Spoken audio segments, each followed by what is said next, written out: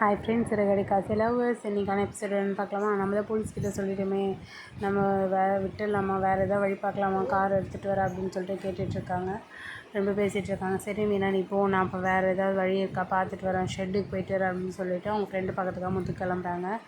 இங்கே வந்து ஏன்டா நீ இவ்வளோ லேட்டாக போகிற, நீ லேட்டாக போகிறதால ஷோரூம் யாரை பார்த்துப்பா, வெளியாளுங்களாம் விட்டு நம்பக்கூடாது, வேலை செய்கிறவங்களெல்லாம் நீ தான் கூட இருந்து பார்த்துக்கணும் அப்படின்னு சொல்கிறாங்க. நான் இல்லாத போது ரோகிணி பார்த்துப்பாமா, அவள் வருவாள், அதனால அப்படின்னு சொல்லிட்டு என்ன சொன்னால் ரோகிணி பார்த்துப்பாளா, பொய் சொல்லாமல் சொல்லு, உனக்கு பொய் வராது மனோஜ், என்ன நடந்துச்சு உண்மையாக அப்படின்ட்டு. நான் எங்கன்னா போனேன்னா அவள் வந்து பார்த்துப்பா அப்படின்ட்டு சொல்லிடுறாங்க. ரோகிணி, நானும் அங்கே போகக்கூடாதுன்னு சொல்லியிருக்கேன், பொய்யிலே வளர்ந்து பொய்யிலே உடம்பெல்லாம் ஊறி போயிருக்குது அப்படின்னு சொல்லிட்டு விஜயா வந்து சொல்லிகிட்ருப்பாங்க ரோகிணியை. இதுக்கப்புறம் நீ அங்கே போனீங்கன்னா உனக்கு வேறு மாதிரி ஆகிடும் அப்படி சொல்லி திட்டிடுவாங்க. ரோஹிணி கோவம் வந்துட்டு அங்கே போய் மனோஜ் கிட்டே கேட்பாங்க, உங்கள் அம்மா திட்டுறாங்க, நீ ஏன் இப்படி அமைதியாக இருக்கிற, நீ சொல்லணும், நீ நானும் சேராமல் இப்படியே கடைசி வரைக்கும் இருக்கணும்னு நீ நினைக்கிறியா அப்படின்னு சொல்லிட்டு ரோஹிணியெல்லாம் கேட்பாங்க. மனோஜ், எங்கள் அம்மா எது சொன்னாலும் அது என் நல்லதுக்கு தான் அப்படின்னு சொல்லிட்டு அவங்க மட்டும் அமைதியாக சாப்பிட்டுட்டு இருப்பாங்க.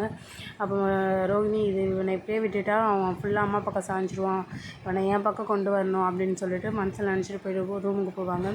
அதுக்கப்புறம் முத்து ஷெட்டுக்கு வந்துட்டு அவங்க ஃப்ரெண்ட்ஸ்லாம் கேட்பாங்க, என்னடா எல்லாமே தெரியும், இந்த மாதிரி ஆயிடுச்சுன்னா நாங்கள் யாரும் கார் ஓட்டவே போகல அப்படின்னு சொல்லிட்டு, நீங்கள் என்ன போகல, நீங்களாம் போய் சம்பாதிங்க, என்ன உங்களுக்கு என்னடா பிரச்சனை அப்படின்ட்டு சொல்லுவாங்க.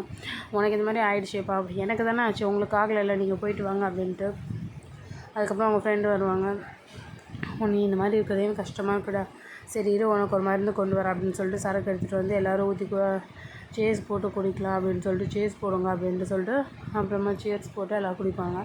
குடிச்சிட்டு எங்கே போவாங்கன்னு பார்த்தா நம்ம டிராஃபிக் இன்ஸ்பெக்டர் வீட்டுக்கு தான் போவாங்க. ஏன்டா இந்த மாதிரி பண்ண அப்படின்னு சொல்லிட்டு கேட்கறதுக்காக.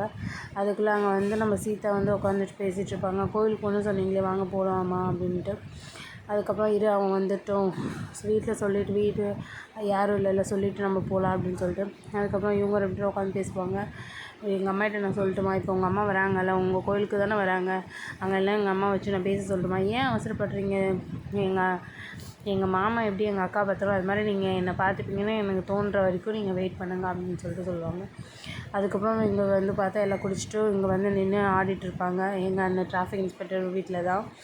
என்ன ஆச்சு ஏதாச்சு அப்படின்னு சொல்லிட்டு அவன் என்ன பண்ணுவான், வீடியோ எடுப்பானா, வெளியே நடக்கிறதெல்லாம், ஏன்டா மச்சான் வண்டி இந்த மாதிரி இது பண்ண அப்படின்னு சொல்லிட்டு, என்னடா ஆளுங்களை கூப்பிட்டு வந்து மிரட்டுறியா அப்படின்னு சொல்லிட்டு அந்த சைடு அவனும் இன்ஸ்பெக்டர் இந்த மாதிரி வீடியோ எடுப்பாங்க. எடுத்துகிட்டு முன்னாடி ஒரு ஆள் நின்று இதெல்லாம் வேடிக்கை பார்த்துட்ருப்பான். பார்த்துட்டு இருக்கும்போதே நம்ம இவன் வருவான், சத்யா வந்துட்டு என்னங்க நடக்குது அப்படின்ட்டு. 2 பேரும் கேட்டில் கை வச்சு பார்த்துட்ருப்பாங்க. இந்த பக்கம் இன்ஸ்பெக்டரும் அந்த பக்கம் முத்துவும் கேட்டை பிடிச்சிட்டு 2 பேரும் நீயா நானான்ற மாதிரி இழுத்து விளையாண்டுட்டு இருப்பாங்க. நான் வந்து உண்மையாக வண்டியில் வந்து பிரேக் பிடிக்காதால தான் குழந்தைங்க வண்டி போகுதுன்னு சொல்லிட்டு இந்த பக்கம் திருப்பினேன்.